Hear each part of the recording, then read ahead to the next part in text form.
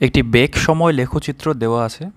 এখান থেকে কিছু প্রশ্নের উত্তর করতে হবে। সমবেগে অতিক্রান্ত দূরত্ব, 7 সেকেন্ডে অতিক্রান্ত দূরত্ব, 7 সেকেন্ডে মোট সরণ।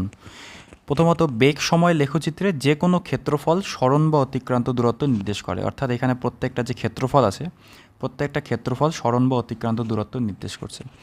এখন সরণ যে গণনা করব, সরণ গণনা করার ক্ষেত্রে সময় অক্ষের ওপরের দিকে অর্থাৎ এই উপরের সাইডের যে ক্ষেত্রফলগুলো আছে সেই ক্ষেত্রফলগুলিকে পজিটিভ ধরবো অর্থাৎ ধনাত্মক, আর নিচের যে ক্ষেত্রফলগুলো আছে সেগুলোকে ঋণাত্মক, অর্থাৎ সরণের ক্ষেত্রে উপরে পজিটিভ নিচে নেগেটিভ। অতিক্রান্ত দূরত্ব গণনার ক্ষেত্রে সমস্তগুলোকেই আমরা ধরবো হচ্ছে পজিটিভ। এটার কারণ হচ্ছে সরণ মানে হচ্ছে ভেক্টর রাশি আর অতিক্রান্ত দূরত্ব মানে হচ্ছে স্কেলার রাশি। ওকে, তো এটাই দেখানো আছে যে প্রত্যেকটার ক্ষেত্রফল আমরা উপরের তিনটার ক্ষেত্রফল যোগ করলাম, নিচের দুটোর ক্ষেত্রফল বিয়োগ করলাম সরণের ক্ষেত্রে, আর সবগুলো যোগ করলাম অতিক্রান্ত দূরত্বের ক্ষেত্রে।